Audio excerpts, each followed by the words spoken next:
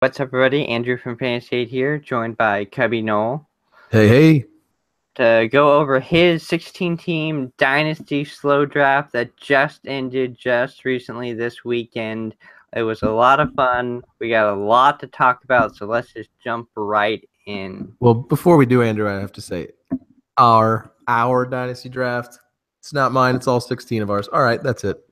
All right, so first of all, we'll focus on a little bit, first of all, of players people are wondering where they went. And one thing, if you notice here in the first round, Cody Bellinger went before Aaron Judge. Yeah, I know Tom's thinking was he wanted to lock down his corners, and I get that. And honestly, Arenado at 2, I think I would have maybe taken Harper or even Correa Yeah. at 2. Yeah. And once he took Arenado, I thought at 5, just personal preference, I thought a good combo would either be Altuve or Judge to go with Arenado. But Absolutely. I personally, I think I agree with you. I would have gone Harper over Arenado, although it's really hard to argue. it's splitting hairs, yeah. I mean, they're both elite players, just age, in the dynasty draft. So Aaron Judge went 8th overall. Bellinger went 5th overall. And then, of course, you had Trey Turner going 10th, and then a lot of the normal guys. I was surprised to see Mookie Betts was still in the first round. You thought he would fall to the second? I thought he would, but I guess the age factor kind of factored in there. Yeah, he's still what, 24 or something like that. 24, 25, something like that. And Yeah.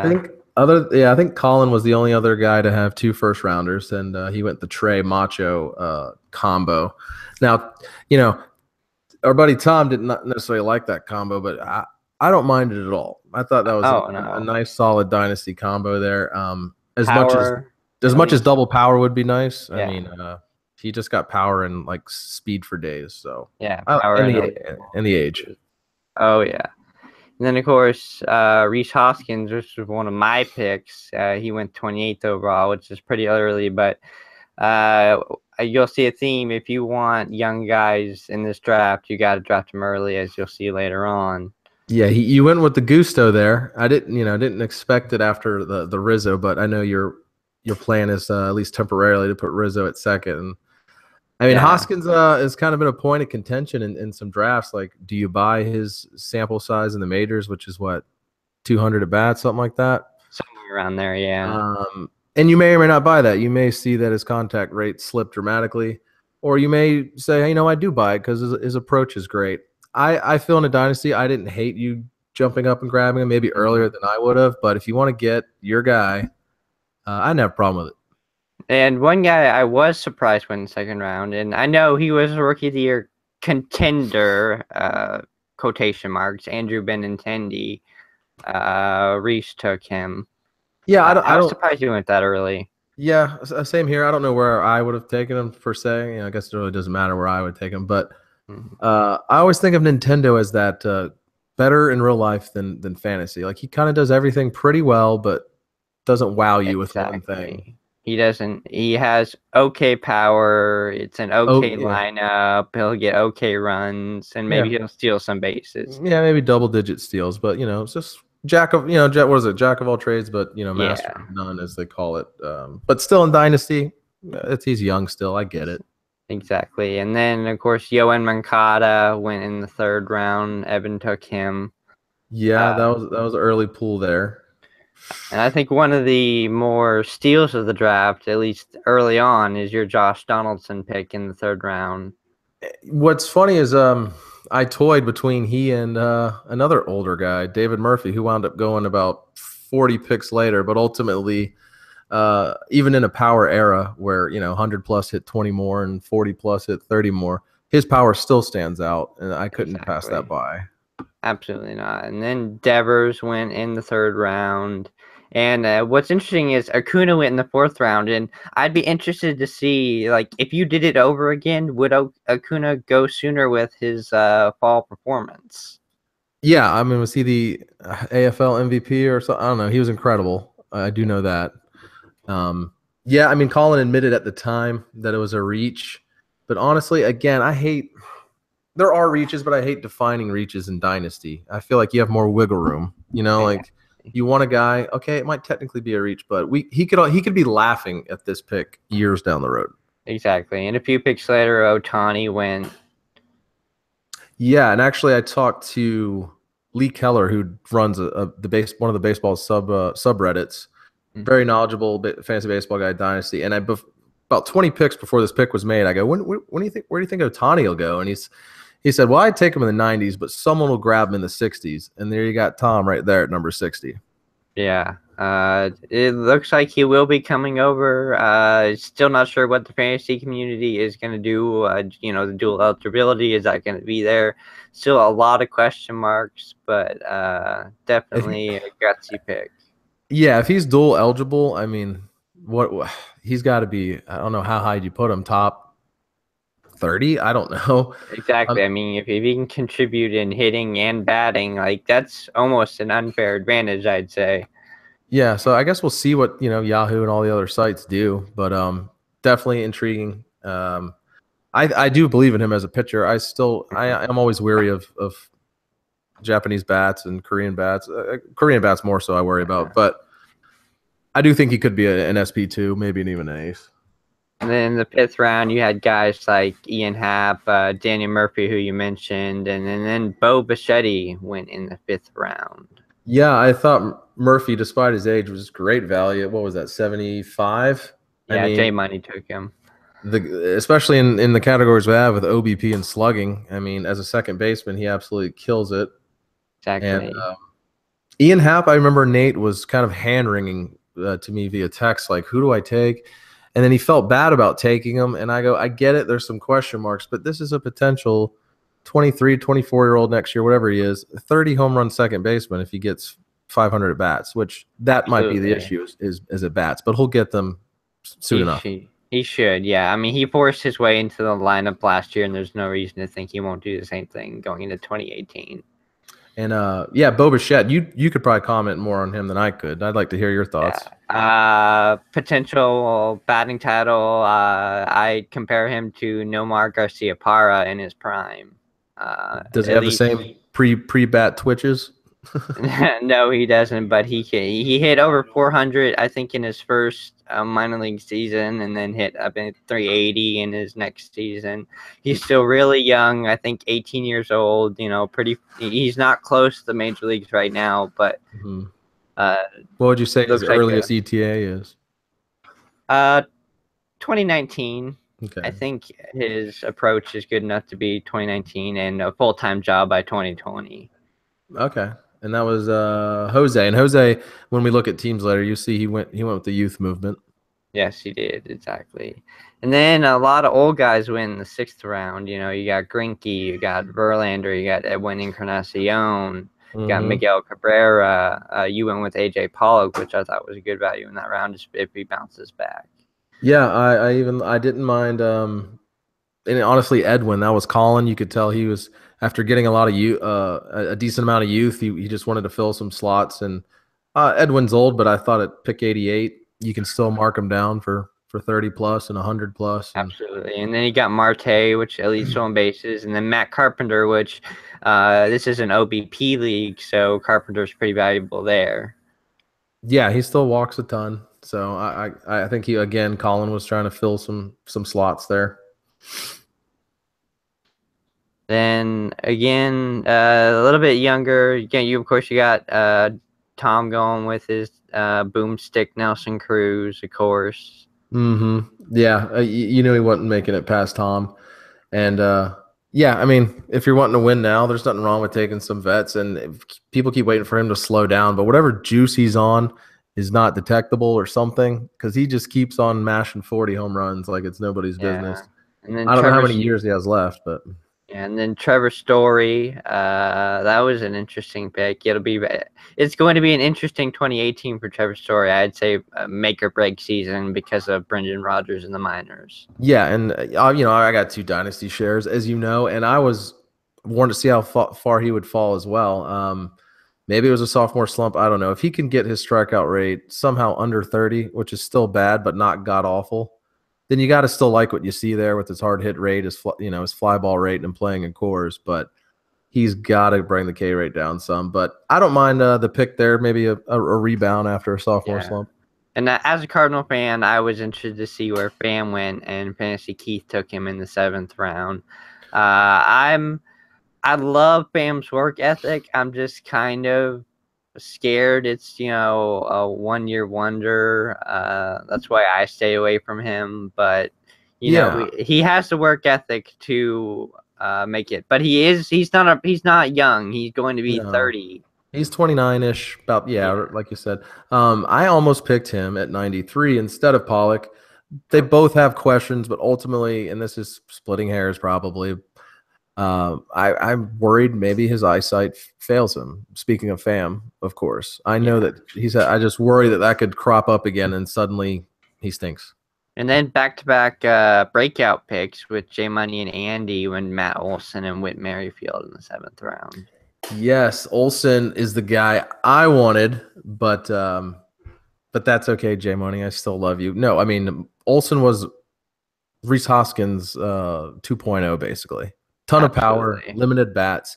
Although his approach is nowhere close to Hoskins, but I like to go in the youth there. Yeah, no. I obviously he's not in the greatest ballpark, but if anything you know about the Oakland Athletics, they'll trade him soon if he's too good. Oh, no doubt. And they have what's this guy? I think a guy named Nunez that could even step in. He could come up. I'm forgetting his name. They got infield pieces that they can move guys around if they wanted to move them for something else. But yeah, I like that kind of dynasty first baseman type deal. And one of my favorites that you obviously traded to me later on in the draft, Luke Weaver, 8th round. Yeah, former Seminole. We both had our preferences there, and better than anyone. Weaver was dominant in the minors. Mm-hmm.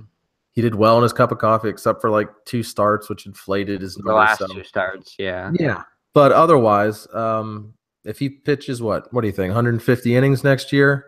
150 innings, 200 Ks. Yeah, I mean, he has that potential. I mean, he strikes out a lot. He could be in SP3 next year, maybe SP2 if stuff falls right. So, yeah, it was hard to get rid of him, but I have my guys. I like Domingo. But yeah, definitely Luke Weaver is at the top of a lot of people's list for dynasty SPs. I picked that Rumham and me was Trey Mancini. I wanted Mancini on my team. Yeah, that was another younger first baseman. I do worry about his approach a little bit, but plays in a great ballpark, a great hitters division. Mm-hmm. Not a bad pick at all. Not a bad pick at all. Brendan Rodgers prospect win, and then you got guys like Castillo. I liked the Castillo pick quite a bit. Absolutely, yeah. He was my backup plan if I didn't get Luke Weaver. And same here. And then he went, and I was like, well, now I got none of them, so I had to go trade for one. He was excellent. Just played on a crappy team. Yeah. And I will be remiss if I don't say this. While we're looking at all these rounds, there had to be at least 20 plus trades where picks were moved. And absolutely, it was insane. Yeah, so you saw the 2 guys with first round picks. That was just the start of it. There was picks pretty much down to the last couple rounds almost that were moved. So that was really fun to see that. People getting active, jumping up, people jumping back because they want to, get in another range and all that. So yeah. Round 9, 2 breakouts went, and that's Paul DeHung and Ozzy Albies. They both went in the 9th round, and along with Greg Bird and Victor Robles, and of course Vladimir Guerrero Jr. Oh yeah, no. With Ozzy, that was like a true Rumham, a true snipe for me. The pick right before me. Like it's hard to get like a genuine snipe in a 16-teamer, But yep, when he was taken, I was like, no. Yeah, I was surprised because I had completely forgotten about him, and when I saw him, I was like, how did I not take him? Yeah, so I was disappointed that the Paul DeJong or DeJong, ever pronounce his name. I was hand-wringing on him too, whether to take him or not, to believe the breakout. And that was I think once we got past pick, I don't know, I'd say 100. There was questions with everybody. 1-year wonder, age, prospect. So once you got past 100, you had to really, put guys through your filter of what you're willing to accept, because virtually everyone had some kind of question mark. And that's one of your picks, Blake Snell, and the question mark on him is his improvement in walks in the second half real? And Yeah, is that his real? question. Yeah, and he was kind of like, well, I moved Weaver. What guy that's close in age with strikeout potential can I get? Now, I don't think he's the caliber of Weaver necessarily because he doesn't have the control. But as you mentioned, yeah, his second half, he had 13 starts, a 3.49 ERA. His walk rate was like 2.79. Just a completely different pitcher in the second half. And a lot of that had to do with approach. He started throwing his fastball about 51% of the time instead of 58 and mixing in his secondary pitches, and he kept getting a lot of swings and misses. So I'm curious to see if that's for real. But as much as some people didn't like it because he walks it, if he's somewhere between the second half and the first half, I could have an SP3 and I'd be fine with that. And I got sniped in the 10th round. I was looking at Gregory Polanco, but I had to pivot and I went starting pitching with Alex Reyes once Polanco was taken by Evan. And as you know, because we've had private text during the draft, I almost took Reyes where I took Snell. Yeah. 15 picks before or 14 picks before you there. He's an ace once he's healthy. It might not be 2018, but it might not be with the Cardinals. That's true. Stanton. But 2019, look out. I mean, he could be an ace by 2019 if things fall right. Yeah. Looking through, you got round 11. I actually like the Bauer pick. I thought that was kind of a sleeper. I know people have been waiting for him to come around, but I kind of did like that. He's at that age where pitchers might finally put it together at 27, 28. Yeah. I liked your Zimmer pick. A nice little. Yeah, to get sprinkling a little stolen bases there. He's not an elite stolen base, but he'll get 15 to 20, And you already have your mouse on Kimbrel. Again, people watching this was save hold combination, so it kind of devalues closers a little bit. Mm-hmm. But Kimbrel to be at 163, I was like, I was taking with my next pick if he was still there, and I can't blame someone. But I was like at 163, I even save hold format like Kimbrel. Oh my God, so elite. Yeah. For the most part, RPs really fell. A lot of elite ones just really fell. You'll see that later. Looking through it, you took Scott Kingery. You rum-hammed me on Scott Kingery. I was thinking I could take him late because he wasn't on a lot of prospect lists. No, he was outside the top 50 on most of the ones last year. Now he's starting to move up. Yeah. And that actually made me feel a little better about the pick because, it felt like a quote reach, unquote. But when you said that you were taking him, if I didn't, I was like, well, I guess it was the right time to pull the trigger. Yeah, exactly. And then another guy like Nick Senzel, J Money took him in round 12. Yeah, J Money didn't have a third baseman. I thought that was a nice way to fill in. Even if he doesn't start the year, he'll be up soon enough. Yeah, and then another Jose, as you said earlier, you see the youth movement, Ryan McMahon, who had a bounce back 2017 campaign. Yeah, and you got Tom with Honeywell, and be remiss if we didn't talk about his young pitching staff. Tom is like a lot of us older managers that even younger managers. I know you kind of feel this way too. Be wary of the SP prospects. Well, Tom got presumably the top three. Honeywell, what do you get? Kopech and AJ Puck. Puck being a little lower ranked, but the highest strikeout guy. And Ohtani. So I'm curious. Wow. I was actually not aware that he didn't draft. I was not aware that he drafted those four guys. Wow, that's interesting. Yeah, his staff was fairly invisible until the Ohtani news came. But he's got some young potential studs there. Another pick I kind of under the radar pick, Nate Dogg Suarez doesn't get a lot of love. Yeah, he had a very decent year. He had a very solid year in a row. Yeah, his OBP was solid. His metrics were good. So I thought it was a little under the radar pick. I also like the Taijuan Walker pick at pick 181. Doesn't play the greatest ballpark, but again, we're at the point in the draft where you're starting to try and pick. You're not going to get the perfect guy that doesn't have. No, he's not going to check all the boxes. Yeah. Then I took Nick Williams. Josh Hader went. I thought Hader would fall because he was a reliever all year, but he didn't fall further than the 13th round. Yeah, no, I was with you there. I was looking at Hader, as I'm sure maybe even Reese was, as maybe a guy that starts eventually. And earlier, a couple rounds before that, we were just looking at some young starters had gone, and I was like, crap, man, they're was like, Hader was dominant as a reliever. If he ever starts again, that pick could be a great pick. Exactly. That's what I was thinking too, and I was thinking people are gonna sleep on him because he's a reliever. But I mean, 13th round, I can't argue with that. If we were both looking at him, not a bad pick there. No, and actually, kind of a late value, good on a good team. Gurriel, even though he's old, I remember there was at least 3 or 4 guys were like, "Damn it, I wanted to take him there," because he was kind of like one of the last first basemen that was like the last stop out, kind of the last stop for knocking out a bunch of categories because he had a solid year. Yeah, and then round 14, you got another closer. This is where Chapman went. Tim Beckham, who had a breakout 2017 with the Orioles. I was looking at him for a while, and when he went there, I was like, well, all right. Yeah. Interestingly, Corey Knebel went before Chapman. I thought that was pretty interesting. I had Knebel over Chapman, to be honest. So I like that. Not because that of the late inning, the late season struggles from Chapman last year. Yeah, late season struggles, and Knebel was like Kimbrel light. If you look at his numbers, Knebel had 126 strikeouts. That's just ridiculous. So I wasn't surprised there. The couple prospects at the top of the round, Tucker, his track record isn't there, but I like his upside. Absolutely. And of course, Mejia is the best catching prospect. Again, Jose was, going with his youth movement there. Yeah, Mejia has great contact skills. Not a big power hitter, but great contact skills. And then you mentioned Chapman. There was never really any true runs of anything. It felt like, no matter the position. But this was a mini one where you had Knebel, Chapman.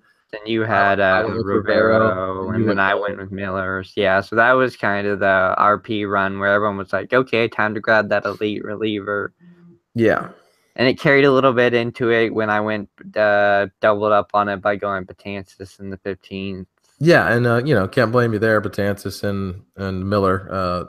It's 200 plus strikeouts for you. I thought the pick above you there, David Dahl, the invisible man, so to speak. Like, will he or won't he play? It's all reports I've heard said he will be ready for spring training. They didn't. Carlos Gonzalez declined the qualifying offer, so he has a place to play if he's healthy. Yeah, and that could be, maybe a little bit of a steal there. Who knows? People think when healthy, he still's got possibly 2020 or 25-15 potential. And of course, with Jose being a Yankees fan, he knows how good Jordan Montgomery was last year in his rookie year, and that was a little rum hand there for me. I wanted Montgomery. Yeah, I like that pick. I remember you and a couple others were disappointed that it didn't fall to them, but he was in an article along with Patrick Corbin that Fangraphs was trying to predict the next, Robbie Ray, the next left-hander to, put it together. And so, yeah, I like that pick. Absolutely. And then Michael A. Taylor went in the 15th round.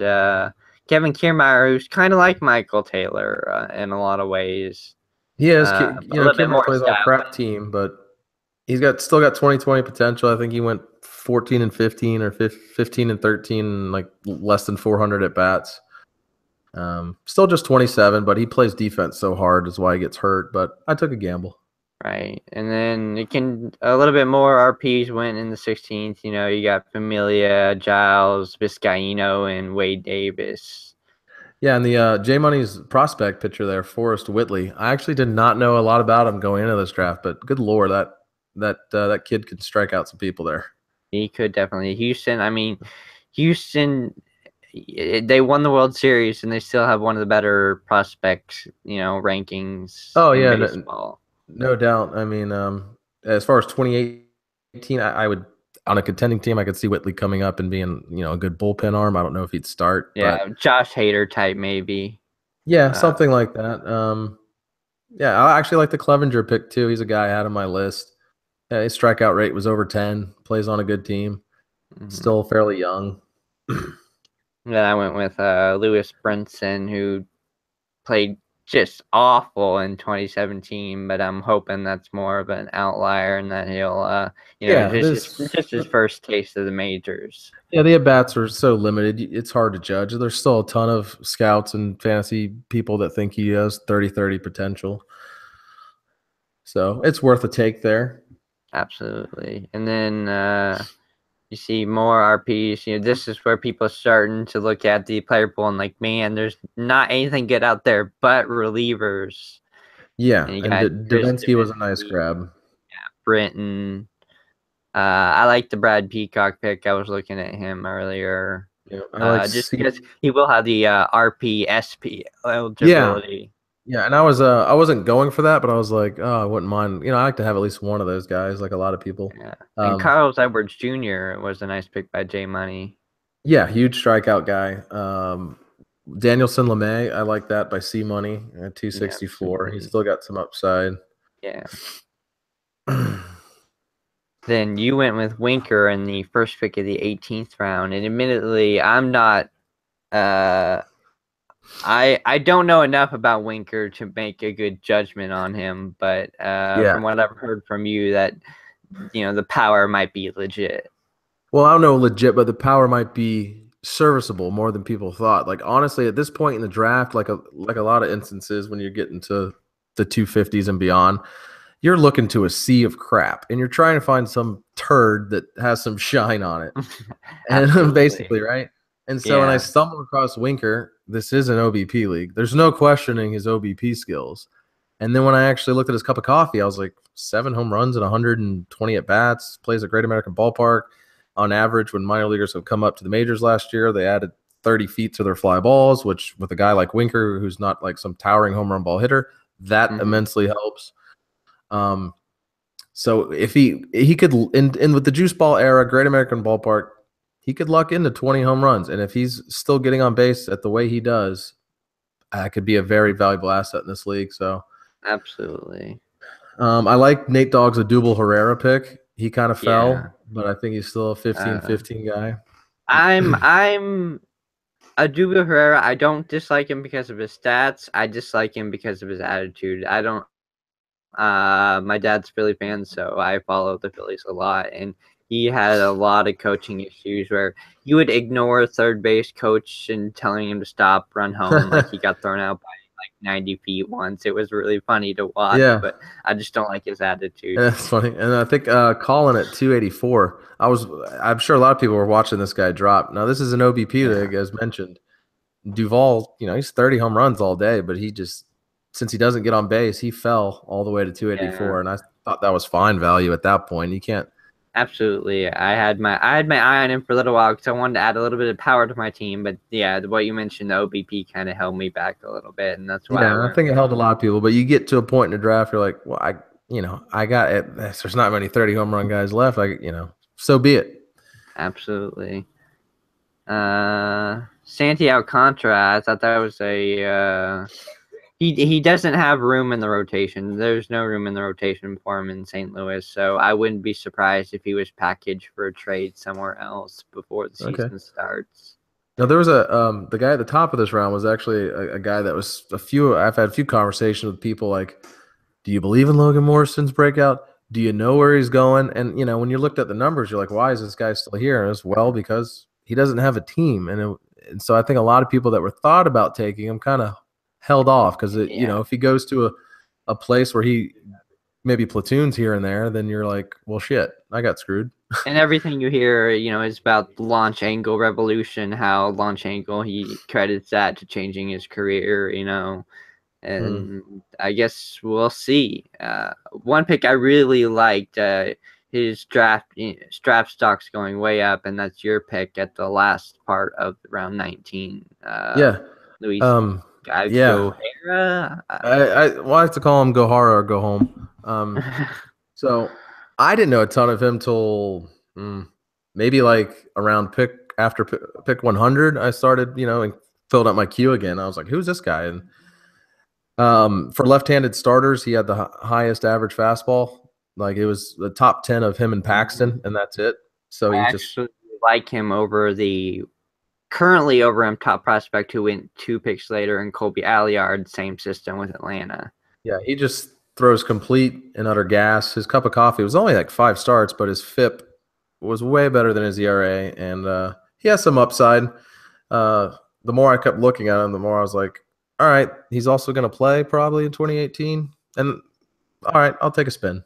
Yeah. And round 20 was so I was like, man, I don't have a third baseman. Might as well grab 15 stolen bases and Hernan Perez, hoping that Austin Riley gets the call sooner than later in Atlanta so I can replace Perez. Right. And I do like Nate's Soto pick at 311 in that same round. He was kind of like overshadowed by Robles, but some people think he has Robles upside. Not everybody. I think he does. But some people do. That was a sneaky little prospect pick. I thought so. Good job by Nate Dogg there, sniping that up. Absolutely. And then you have some of the lower closers going in Hector Neris, Mark Melanson. Yeah, I like Keith's Tommy Conley. The guy was. Oh yeah, he was dominant last year. A top 10 reliever, probably, to be honest. Yeah. If you go by just relief pitching, not saves. Yeah. Then you got watching Austin Barnes. I thought that was a decent catcher in round 21 to get. I mean, he didn't hit well in the playoffs, but he was I had him on a 16-teamer actually last year, and he, for a 16-team league, you're not going to get an outstanding catcher unless you grab a bit early, and Barnes should at least give you average. And there's rumors that he kind of dips into Grandal's playing time even more. So, well, I mean, they started him over Grandal in the playoffs, so that's got to speak for how they believe in him. He was definitely a guy I was looking at. And then speaking of catchers, Evan Gattis. Now, C-Money kind of sniped me there. Now, Gattis isn't sexy in some of the ratios, but it sounds like he should DH a ton now that Beltran's gone. So he could be a 25 home run catcher eligible guy.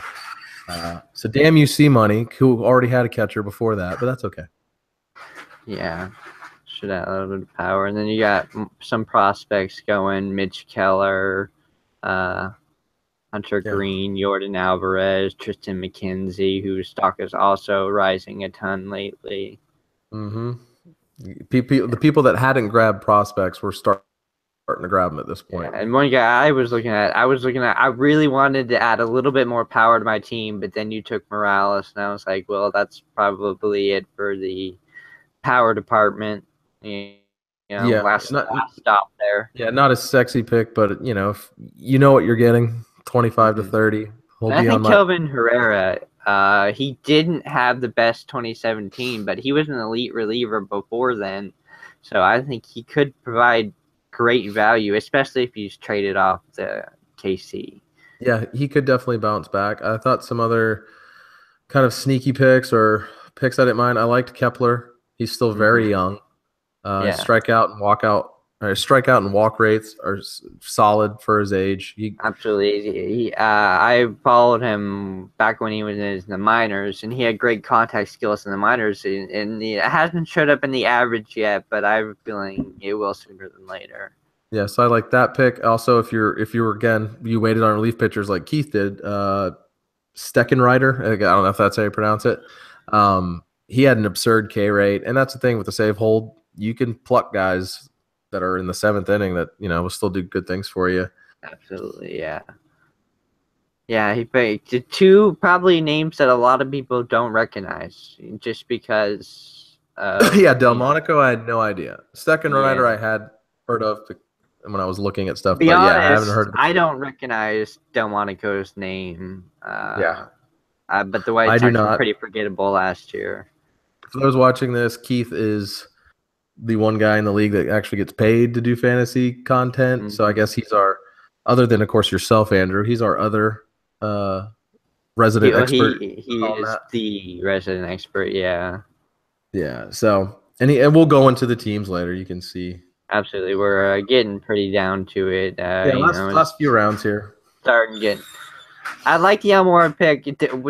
As a Cubs fan, do you think Almora has a chance at a starting position next year? I think he starts the majority of the games. I don't know for certain if I could put him over 400 at bats.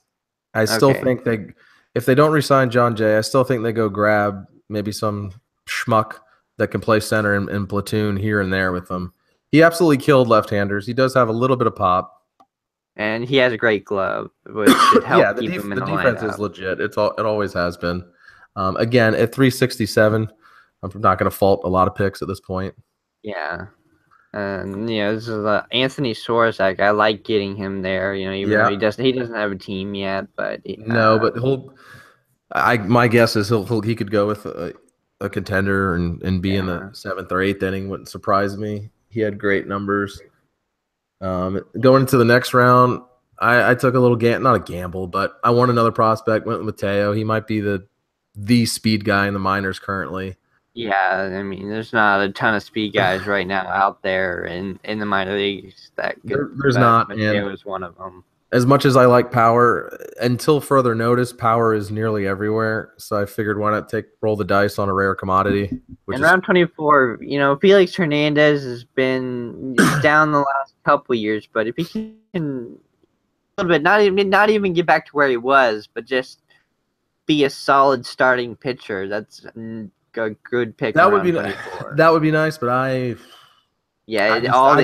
just think his arm is closer to 40 than his actual age. Yeah, just a lot of mileage on there. I did kind of like the Max. Is it Fried? I guess by Reese. Yeah, Fried. He's another Atlanta young arm that has potential. I think he played well in the AFL. I'm pretty sure. Yeah, he did.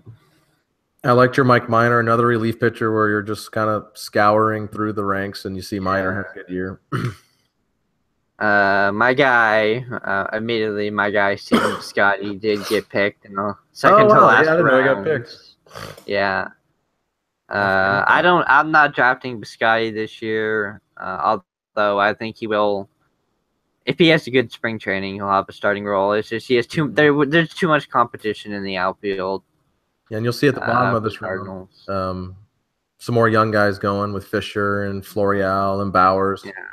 Fisher was actually a guy I was gonna pick up off the waiver wire once we started the waiver wire thing. I was thinking, man, he's not gonna get drafted. I can grab him off the wire, but no, he got drafted just before the end of the draft.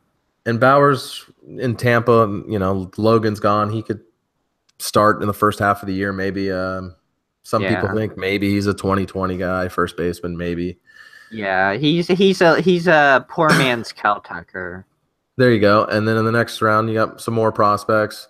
I thought Sheffield was very impressive in the AFL, and he just seems to just keep getting better. I don't know much about McKenzie. Maybe you do. No, I know more about the Cleveland McKenzie than San Diego's. Okay, and I like J Money. Some very late power at 406. Shebler, yeah. And Cole Calhoun also. Similar. I think Calhoun. He hits in the lineup with Justin Upton and Mike Trout. Yeah, he had a down year last year, but I'm still a believer in Cole Calhoun in that lineup, and that was a nice pick by Colin.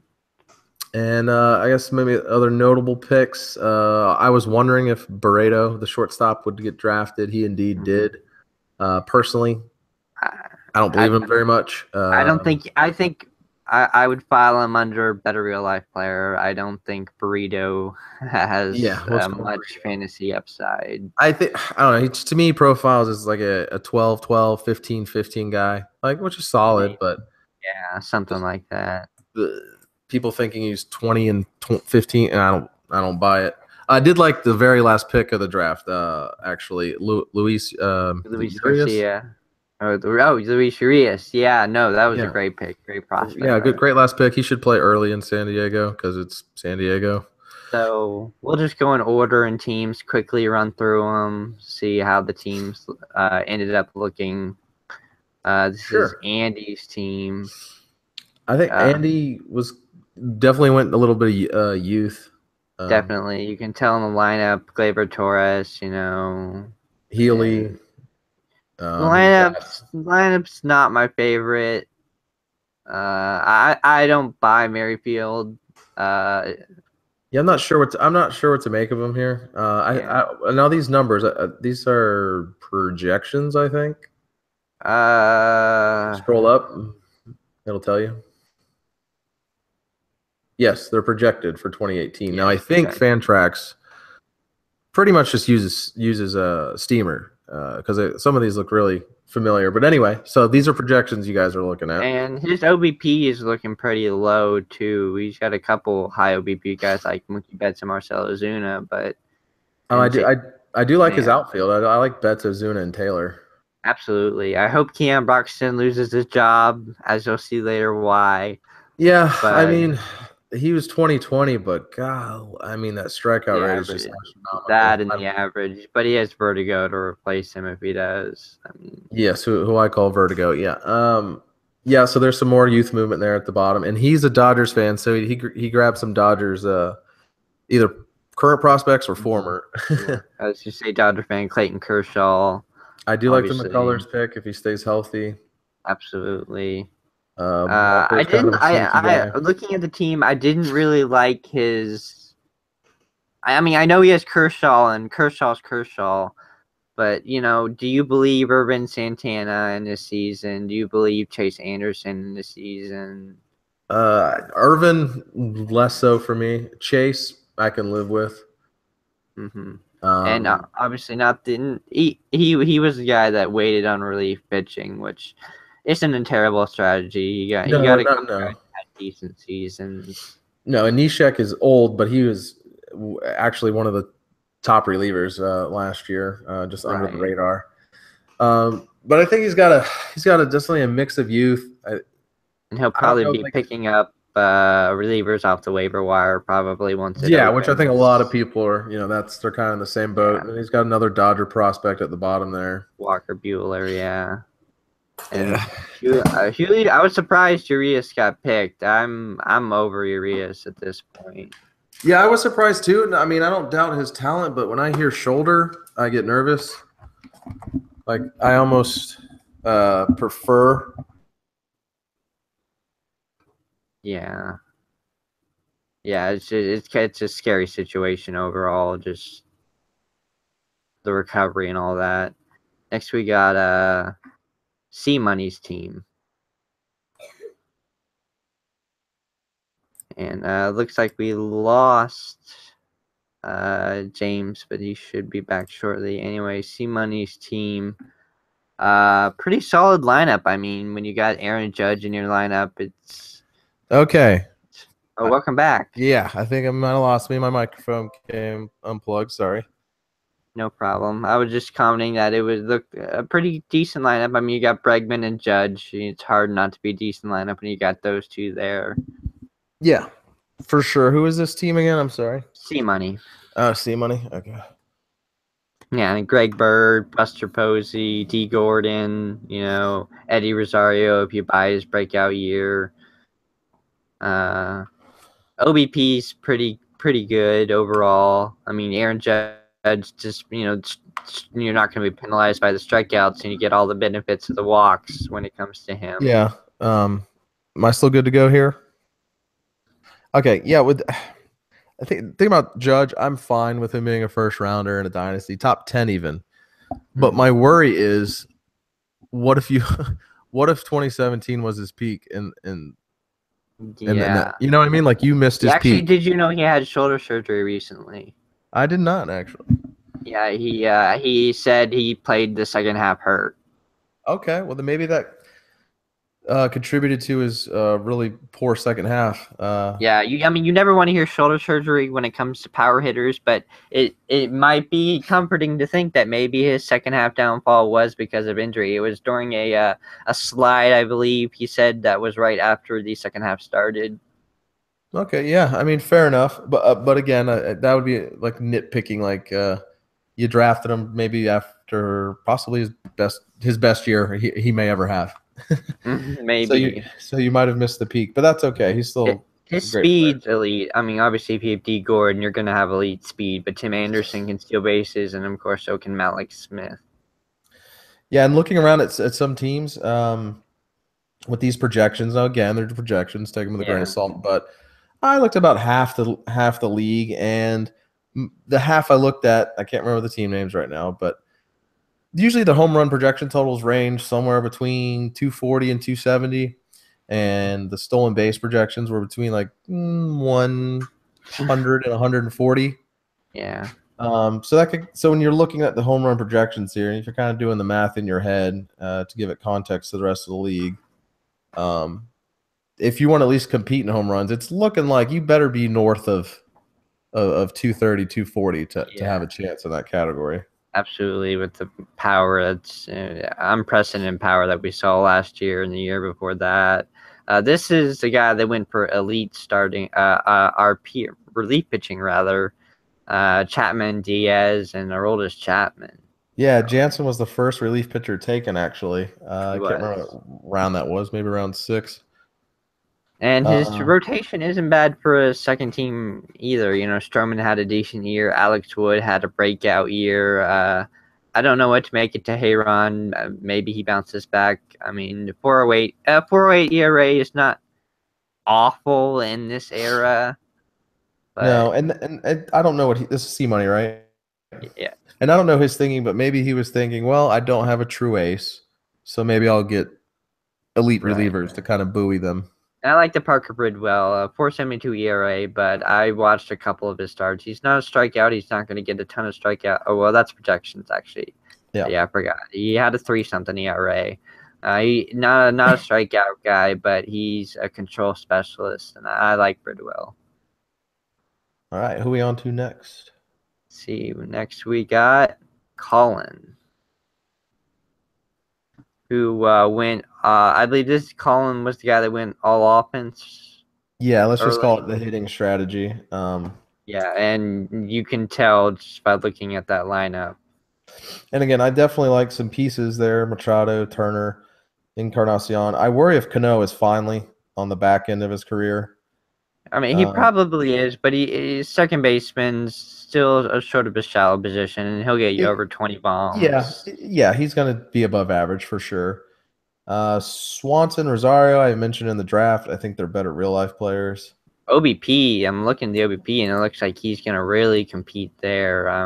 Not seeing a guy besides Tim Beckham. Yeah, and, MLB average is 320. So yeah, and most of these guys are over 330. Yeah, so the OBP looks good there. Again, though, not to degrade his team like Tom did for a hot minute, but I expected for a team to go all hitters. I expected to be like blown away by the lineup. Now it's a good lineup. Don't get me wrong, but I wouldn't necessarily say for all hitting strat it just completely. Yeah, I mean he did grab some good prospects. This is the guy that took Acuna. Nick Gordon was also another great grab, and he took Duvall, Trumbo. He's got a lot of power on his bench. He does, but you can only play so many. Yeah, and of course he's benching a lot of pitcher slots. He's going to be another one of those guys that are going to dip into the waiver wire for RPs. Yeah, he'll grab relief pitchers off the waiver wire. I like the Rodon pick. I think Rodon does well. I still believe in the upside with him, but his pitching, as it's probably been beat to death by this point. As it currently stands, his pitching is some upside and some injury rebounds. Right, so, and guys, and Nelson's probably not going to start the season because of his injury. So that's why I was looking at Nelson, but that's why I didn't pick him, because he's probably not going to be ready at the beginning of 2018. Yeah, and again, it's a dynasty, so you're playing for beyond 2018. But yeah, for a good lineup, the pitching is an absolute question mark. We'll see how he does. Then of course we got Tom here. Dongs away. And he lives up to that name with guys like Arenado, Miggy, Cody Bellinger, Mike Zunino, Nelson Cruz, Jock Peterson, Adrian Beltre. And Tom will tell you himself, he is worried that maybe he went a little too old with some picks. But I know he wants this award, so I do award him the Senior Citizen Award for teams. So there you go, Tom. But yeah, it's a decent lineup. You just got to question the age. Oh yeah, most definitely. But there is some power there. I'm looking at the projections there. You got a couple 30 and 40 home run guys. Interesting to project Bellinger 41 home runs, 105 RBIs, 41 home runs, 13 steals. That's not bad. That's unique. Yeah. Yeah. Going through specific players, set in the draft. I don't believe in Xander anymore, but that's just me. I don't either. I'm over him. He's not a power. He's not a power hitter. No. He'll hit for average. He can hit for average. He can do that, but he's not. Boston Slap's not what it was. And his pitching staff, as I mentioned, and we were talking about some of the draft picks, he took the top prospect arms pretty much across the board there. Pretty much. Honeywell, Kopech, Puck, like you mentioned, and then of course Ohtani. Garrett Cole, can he be an ace again? Don't know. John Gray is the quote-unquote ace for the Rockies and does have ace strikeout numbers. It's just... And I like Gray, and maybe his stuff overcomes Core's, but I would just hate being paranoid every Core start. Do I put him there? Do I not? Absolutely. And then hoping for a Cole Hamels rebound. They projected Cole Hamels rebound. I believe his numbers were much worse than that. I do like, Allen, Davis, and Vizcaino are all good relievers, especially Davis and Allen. He'll probably be dipping in again. Another guy that'll be going to the waiver wire for relievers. Oh, for sure. And if people are looking at this, anybody with the green flag means they're a minor leaguer. Mm-hmm. And so once we're going to put all these rosters on Yahoo, people can slot them in non-active slots, and then they can run and grab whatever. Yeah, absolutely. I'll be doing that, except probably bench hitters to replace some of the minor league guys. Mm-hmm. Next, we got Eric. No, Eric, I liked, especially for 2018. I liked this team, and so did the projections. At one point, I was kind of going. He was one of the few teams I went through, and these projections had him for about 330 home runs. Now, if you mentioned earlier, I said most people have between 240 and 260, and about 140 steals. So he has an outlier in the home run projections, and yet still very much competitive in steals. So yeah, because he's got guys like Goldschmidt and Elvis Andrus. Yeah, Delano DeShields, who I don't know if he's going to have the playing time to get 39 steals, but he'll steal some bases.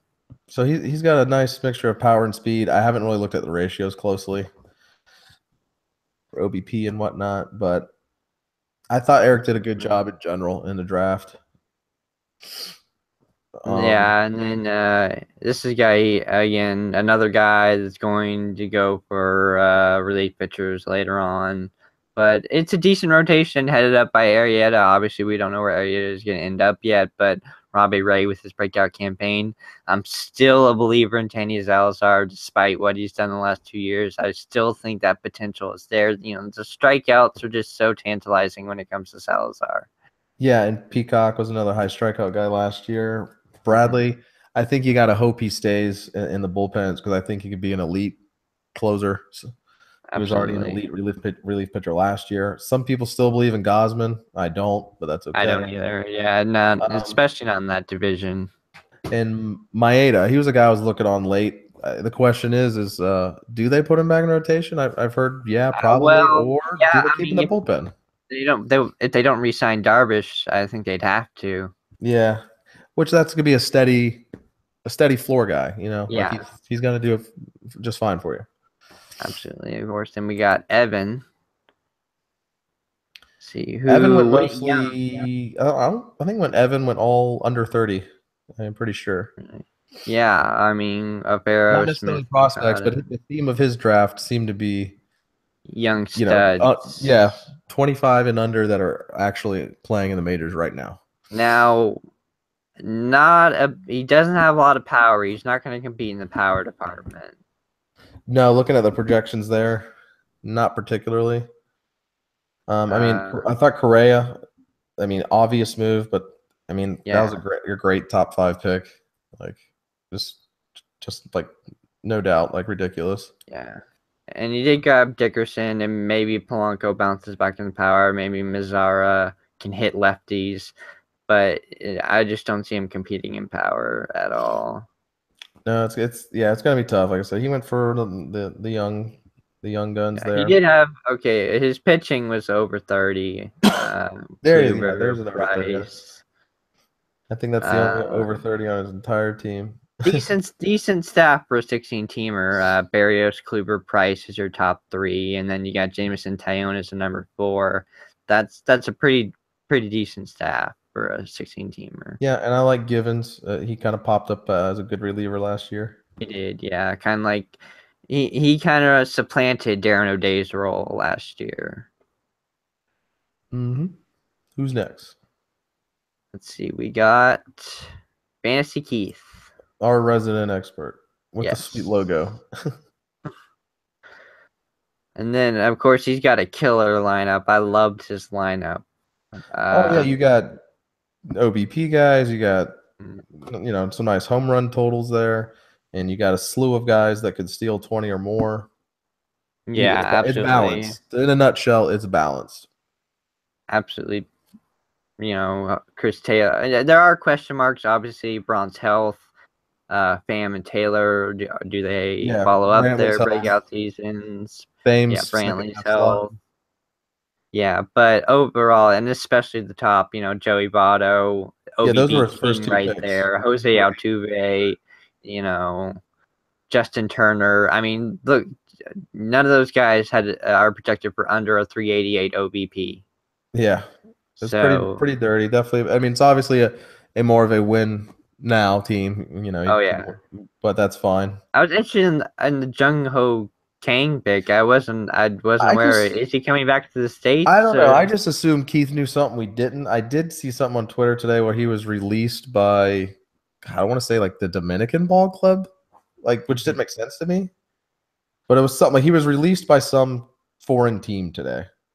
Okay. So I don't know what that means for his major league future. And he has a pretty good staff. With DeGrom and Paxton heading it up, Tanaka, pretty good number 3. Sonny Gray, Rich Hill, great number 4 and 5. Again, this is a win now team. Yeah, he has a deeper staff. It's 6, maybe even 7 deep. And with I mentioned trading picks at the top of this thing, he traded back a lot, and he accumulated a ton of picks between 100 and 150. I mean, he must have had 7 or 8 picks in that range, and obviously he was thinking a lot of my guys will be there, and I think that's how it worked out for him. And it definitely worked out. Definitely. That's a balanced team, but definitely a contender for 2018 for sure. Next we got my team. And not in love with my lineup.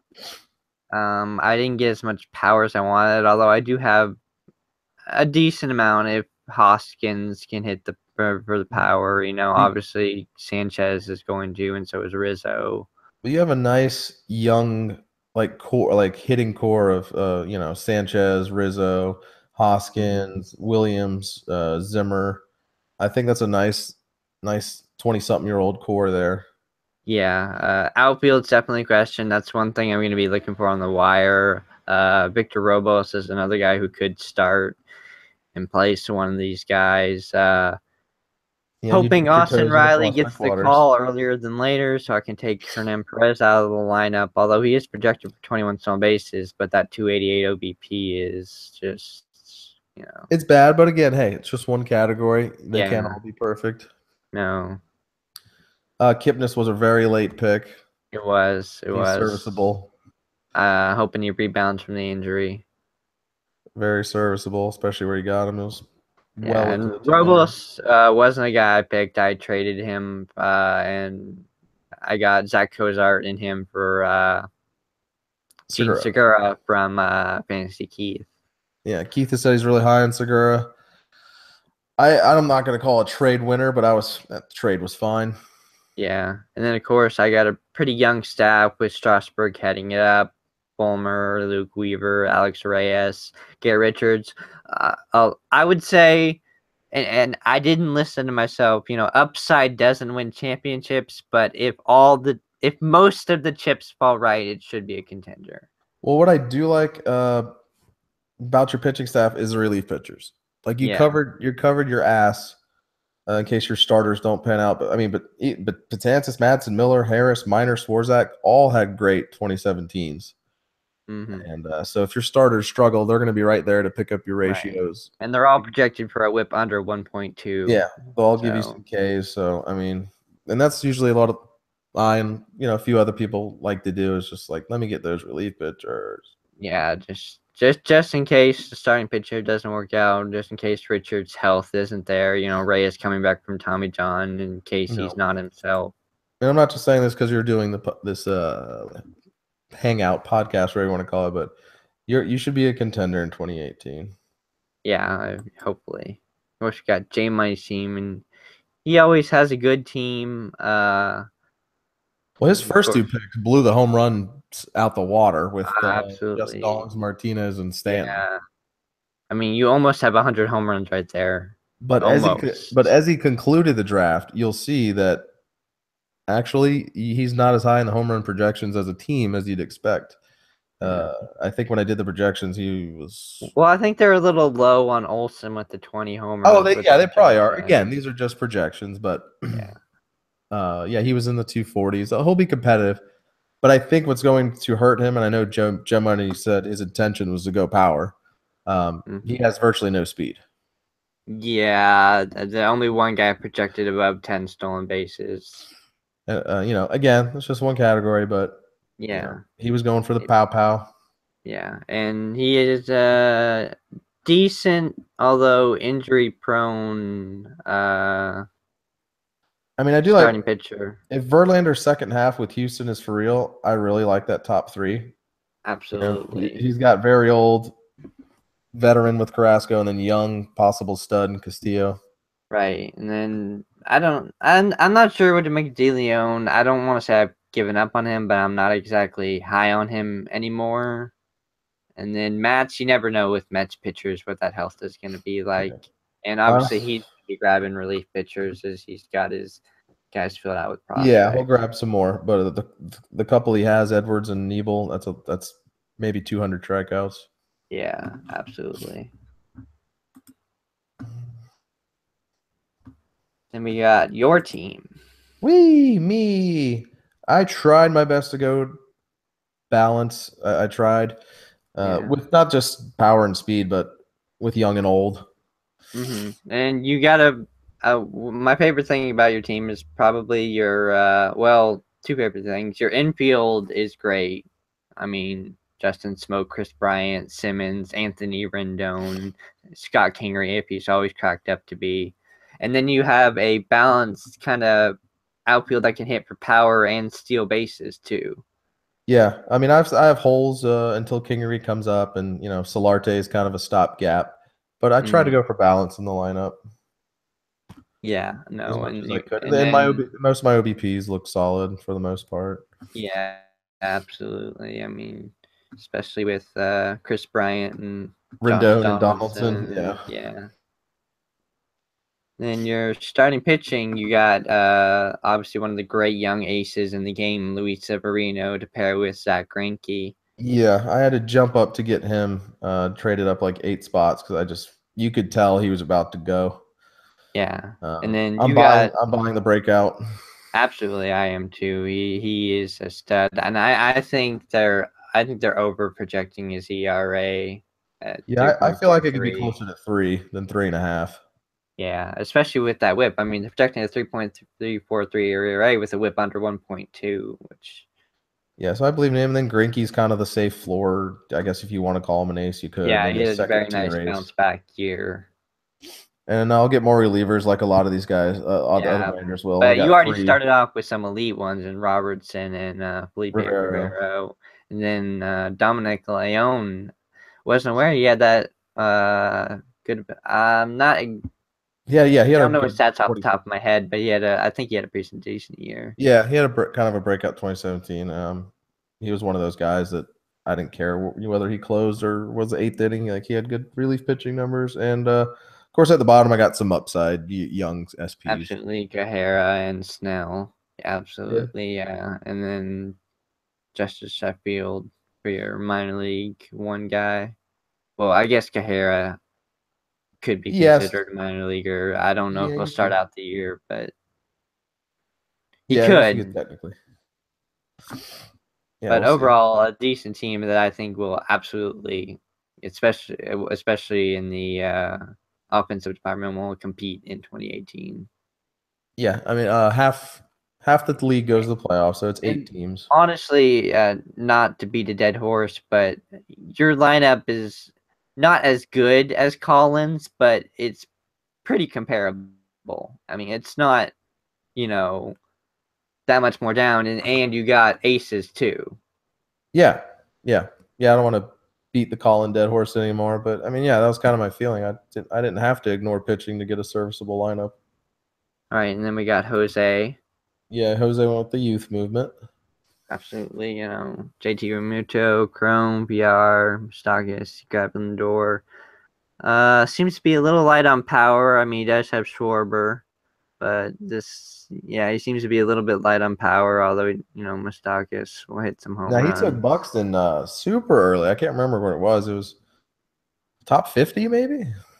Buxton for 2 straight years, he's had 2 good second halves and just can't follow that up in the first half. He still has that upside. I'm not paying for him. Yeah, now he was the guy I traded with in the first round, so he got my turn picks, and he went back to back shortstops, Lindor and Seager, which I thought was interesting. Yeah, I mean it's But hard to argue with the Seager Lindor. yeah, he cornered the market there. I do And like the Avisel Garcia pick. yeah, and if Alonso follows up his breakout 2017 campaign and McMahon comes up and hits for some power, and obviously he has some power in the minors with Eloy Jimenez too. Yeah, So he stocked up on some top notch prospects. yeah, so maybe I wouldn't call this lineup a contender Maybe for not 2018, 2018, not but 2018, but he's got some great prospects for later on. And then yeah, he also definitely. went youth movement when it comes to except Yeah, for Felix Hernandez, obviously the outstanding guy between yeah, I the think guys. he waited on pitching too. I do like the Faria. He was a kind of under the Mm, radar guy last year that came up and had some a decent strikeout rate. right. And Um, Julio Montgomery. Yeah, I wouldn't say this team's going to compete in 2018, but this is a dynasty team. yeah, it's got some young pieces for sure that you can build around and fill in. But he obviously had a plan to keep it young. And we got Nate Dogg. Oh, sorry, no. Yep. First we Yeah, got David. David. I like David. Was another draft I like. He's more of a win now. Yeah, you can tell. I mean, you can Mike Trout. He had obviously had the first overall pick. Hmm. Uh, I like Scope. Um, Mancini Calhoun could provide some power as a youngster. and Jose Abreu is. I think he's underrated in the fantasy He, community. He's no, just he been really so is. solid. I mean, you can count on it. He's gonna get around 30 home Yeah, runs. these projections that you see for him, yeah, that's pretty much who we can count on. Yeah, and he's gonna be probably a full year of Yohan Moncada in the same lineup. It shouldn't be as bad as last year. Hmm. He might need a And little more speed, but other than that, yeah, I think it's a very solid lineup. Definitely a 2018 contending lineup. yeah, and then pretty decent top with Bumgarner, Lesser, although both of them have a lot of mileage on both of those arms. Yeah, no, Lester. I mean, I was a Cubs fan. I follow him closely. I don't think he's going to fall off the map and be bad, but I think his days of an ace are over. Hmm Do Especially you think? there's Do you think he'll be better than Quintana? no, actually, I think Katana will be better. Okay, It's so you'll take just Quintana over Lester. despite these projections. Now it may be Yeah. close. I don't think it's an easy call, but a lot of metrics were saying that Lester lost quote his stuff on every single pitch he throws. Okay. Yeah. It makes sense. He's getting older, and then Doolittle was excellent last year. he was. Justin Wilson was great with the Tigers. Yeah, he stunk with the Cubs. Now there's talks that the Twins are interested in him. Don't I still believe he can go, have a good year in 2018 regardless of the team. Hmm But I thought it was like an odd pick because you weren't sure like what role he's going to be in if he moves or Yeah, even if he comes one back. of those guys you might have waited on the waiver wire, and he's obviously another a theme of this is a lot of these teams are going to go out and get their relief core off Yeah. the wire. I thought where he got Cobb is kind of a steady guy at the end of your rotation. Sound like everyone's pointing to the Cubs for him. And I actually like the Lions pick. He Good was strikeouts. he was missing his go-to guy towards the end of the season. So Yeah, Roster Resources had him as the projected closer. yeah, with Rosenthal gone, he could be. It's either him or John Brebbia, as obviously the roster currently stands, withstanding any signing or trading. And then But you got Michael Baez, is like a 6'8" pitching prospect, intriguing. yeah, I'd say in general, his staff is his starting staff's competitive. I think he's another guy that'll grab relief pitchers as they pop up. mm-hmm, I think his lineup is more than competitive enough. I think he's another absolutely. 2018 playoff contender. Yeah. Absolutely. And So we then got a few teams left. Nate Dogg. yeah, Nate Dogg. Good Reverend Nate Dogg. Seems he went with the youth movement too, for the most part anyway. Yeah, he has very few 30 and older, I believe, but I I like the kind of the mix he has. Santana's is 130-something-year-old plus, but the guy, he just walks. He walks and still hits homers, which plays in this That's league. why they hit him in the leadoff spot for part of the year last year. And he got one of the few catchers you're going to take early in Dynasty. Wilson Contreras, yeah. And Russell, I question. yeah, I'm not a Russell fan at all in fantasy wise. And I think Hamilton, Nate Dogg would probably tell you he doesn't love Hamilton, but I feel like the point in which he grabbed him, he was like, well, I don't have any 20-plus guys. Let me just grab one dude. I don't have to worry about it. Exactly. I mean, they project him 73 stolen bases. Wow. So, yeah. Yeah, who knows if he'll reach that, but in grabbing him, he could kind of just not worry about speed for a bit. Absolutely. And then Bryce Harper, he's shown 20 stolen base in the past, so yeah, Harper was what, the number was he third pick overall, or I can't remember when Nate he was Dogg third had. pick overall. Okay, yeah. So, and I like Josh Bell. I like Kepler. Absolutely. Those are two guys that are I think will improve a lot on their OBP skills. Yeah. I think Nate Dogg would tell you he wish he had maybe a little more 2018 power, but Bell was a much better player in the second. Much more, I should say. He hit less home runs, but he was a much better, well-rounded player in the second half than he was in the first half. I like, his minor leaguers there. Soto has the upside. Mm-hmm. Luis Roberts probably a couple years away. Yeah. And I like his starting pitching for sure at the top. Yeah. Archer, Hendricks, Scherzer. That's a 1-2-3 punch right there. And then I mean Scherzer, no explanation. Giles. Then of course Francis Martes, one of the top pitching prospects in the game. Yeah. And then at the back end of his rotation, he went, a little more youth, a little more, maybe some bounce back, some upside. Yeah, some floor guys like Waka. Yeah. But his top three, I mean, Scherzer, no explanation. Archer's going to give you Ks regardless of anything else he does. And Hendricks has a sample size large enough where he's going to give you excellent ratios, good amount of wins. The strikeouts might not be there, but it doesn't matter when you got Archer and Scherzer sandwiching them. Absolutely, yeah. And then if Francis Martes gets enough innings, he'll have a ton of Ks too. So I would say Nate Dogg's in that conversation is contending top half. Yeah, young team, but potential contender. Then we got three more teams. We got Pete, who let's see. Pete, if I recall, he was pretty much, you could tell what he was taking. It was pretty much the best value he thought at the time of the draft. There? Yeah, for the most part. I mean, at least early on in the draft, it seemed like he was just going. Didn't care if it was young or old. He was taking who he thought was the best value. Excuse me. And that kind of reflects in the lineup. You can see guys that might drop like Davis or Justin Upton that might fall a little bit in dynasties. Yeah, because of age. I like Lucroy for a bounce back. I don't think last year was. Yeah, he got him really late too. Yeah. Then of course Freddie Freeman. Yeah, but he's got a handful of guys projected for 30-plus home runs. He's got a handful of steal guys. Yeah, Nunez, Yelich, Upton, Desmond if he stays healthy. Let's see, he's got a Cueto Darvish Sale.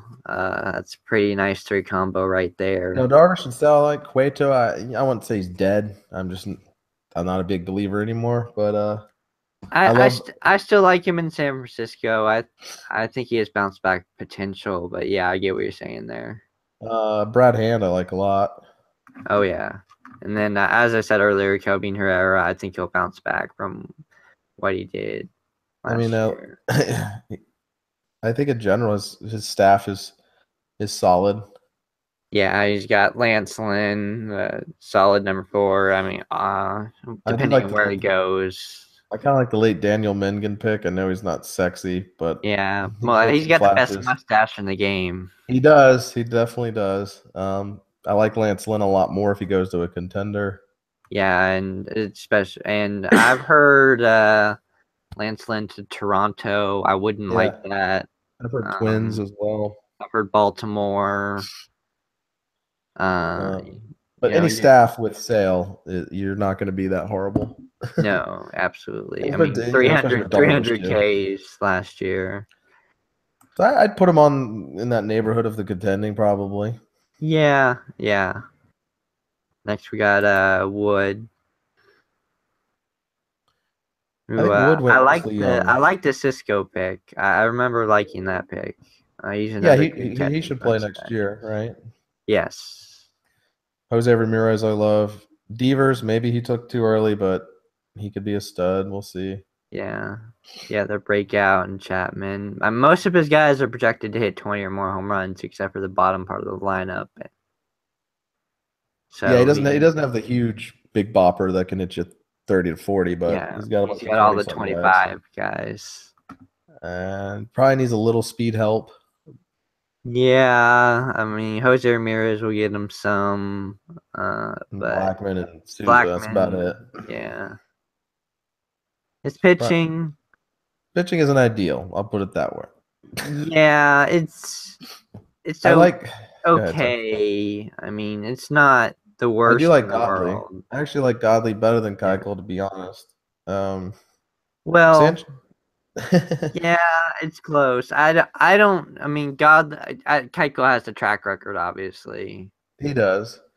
Sanchez was good, just a couple seasons ago, but he was pretty good 2 seasons ago, but the injuries last year piled up on him, and he barely pitched at all last year. Iglesias is a great relief pitcher. So Asuna, I don't know when he was taken or what relief pitcher number he was taken, but I mean the dude walks nobody and strikes out. Has a good amount of strikeouts. So I like those 2 relievers.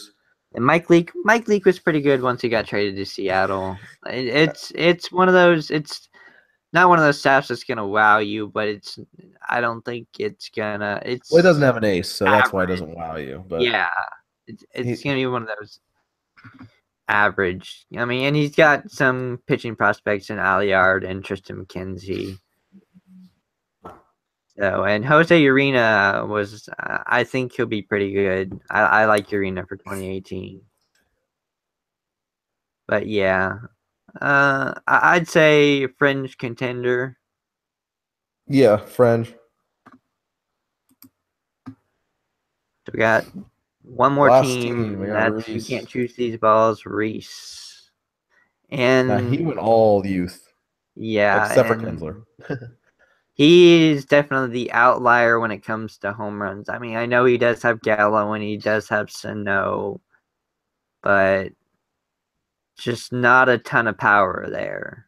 Yeah, it does have looks like a decent amount of speed, if I'm reading that correctly.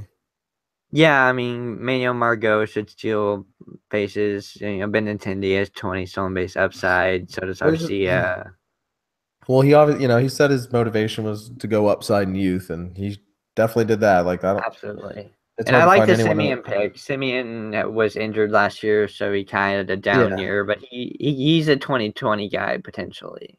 I mean, there's more 25 and under on his team than not looking at this. Absolutely. Yeah. Then pitching, that's less of a question for him. Oh yeah, I mean Carlos Martinez, Nola Syndergaard, that's probably one of the best. Yeah, one of the best dynasty rotations you can have. Yeah, Green, Hader, Kimbrel were all dominant last year. Mm. Davinsky Alcantara too. role still up for debate. Yeah, he's got Davinsky, So Jack Flaherty, whose role isn't set in stone yet either, but it's a good yeah. uh, number 3 upside, I'd say, for Flaherty.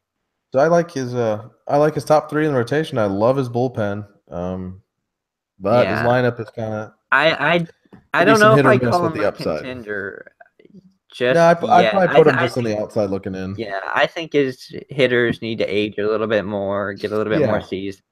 Now, future contender, I think that's probably far more likely than 2018. Yeah. Which isn't to So say I don't like his team. I just maybe don't love it for 2018. yeah. So those are the 16 teams and the draft, which it was a great draft. It's always nice, in the lull of the baseball season to have a nice slow draft to do. It was pretty Yep. awesome. Thank you for hosting it. Oh, of course, it was pleasures. It took 24 days. I thought initially it would take maybe just over a month, but I mean, there were some points where we just went on runs where people were just Yeah, ready to rock. So, but I liked it. I think it's a league full of, if anything else, because it's hard to judge quality of manager. I think there's so many variables, but at the very least, there's going to be a ton of activity. I think there's going to be a ton of competition, and thank absolutely. you And all for being a part of it. Because if the draft is anything, if the season is anything like the draft or the seasons to come, it should be awesome. yeah, and it should be interesting to see. We just looked at the teams, but a lot of them might look a lot different. We got a whole off season of trades, so Yeah, trades. Once we get on Yahoo, people are making some drops and some ads and some claims. I mean, we could go back at the end. We could look at this at the end of the season and be like, well, we were wrong on this, this, this, this. absolutely. But it's still fun to do. Yeah, so that was the draft. Those were the teams. Recap. First real draft for the 2018 season. Had a couple mocks that a lot of people didn't show up to. So this was my first real, like everyone showed up kind of draft, and it was really interesting to see. Oh, for sure. So thanks for joining me for the recap. Oh, of course, Had a man. lot Yeah, of fun. that was fun. That was a lot of fun. I look forward to the season. And any of you guys in the league that are watching this, I've said it before, I'll say it again. Feel free to trade to your heart's content. And then once we get on Yahoo, we can do all the add and drop that we need to do. And by the way, last thing for people that stumble across this, sorry, Andrew, Oh, you're good. I'm about done here. If you are starting up a dynasty, I know Tom mentioned this too. I encourage you to do a slow draft. I really do. You could take, whether it's with your friends or with whoever, take your time, build your dynasty team. To me, it's the best way to do a draft, whether it's snake or auction, irrelevant. Absolutely. Slow draft, dynasty, that's a good combo. Absolutely. Yeah. Yeah. For Dynasty, I would say, yeah, slow drafts are better, and then redrafts are better live. Yeah, agreed.